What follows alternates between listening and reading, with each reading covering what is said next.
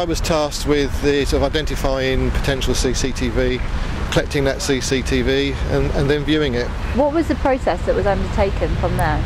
Yeah, well, once we'd sort of identified where she left work and where she ended up down by the river, it's just a question of identifying any possible CCTV on any possible route to get there. And once we'd done that, it was all seized over a period of weeks before it could be viewed. And can you give us any rough estimate on how many premises you went to get that kind of CCTV? It's more than 50 and less than 100 without counting. Okay, and obviously that must have been hundreds of hours of Yeah, CCTV. literally hundreds and hundreds of hours of footage. Once we knew where she started and where she ended up, there's only a number of routes that she could have taken. I walked the routes that she could use to get there. My favourite one was the route through Kennet Island. So we started off by viewing that footage, and then, as you saw from the trial, we identified Asha Muneer walking through Kennet Island. And when you're looking through that kind of footage, obviously, like you said, there's hundreds of hours. When you see those figures that could potentially be the person you're looking for, what kind of feeling is that as an officer? Well, it's very satisfying. It's very sad as well what happened. But it really is a combination of hundreds and hundreds of hours of viewing.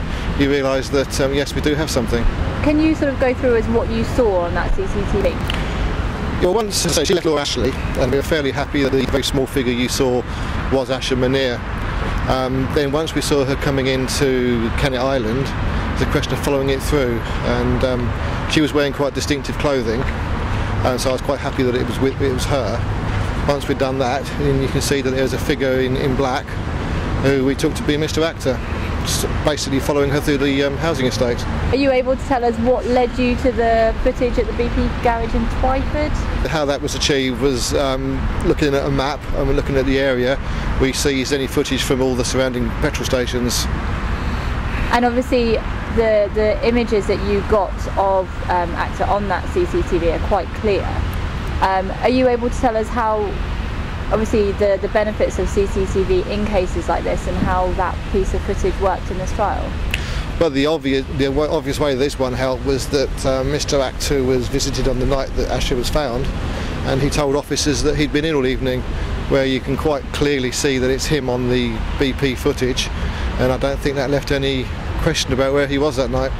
And how important would you say the CCTV evidence was in this trial? In this one, I wouldn't have said that it was crucial, but it helps to fill a missing piece of the story. Really, it tells us what the route they took and at the time that they went through there.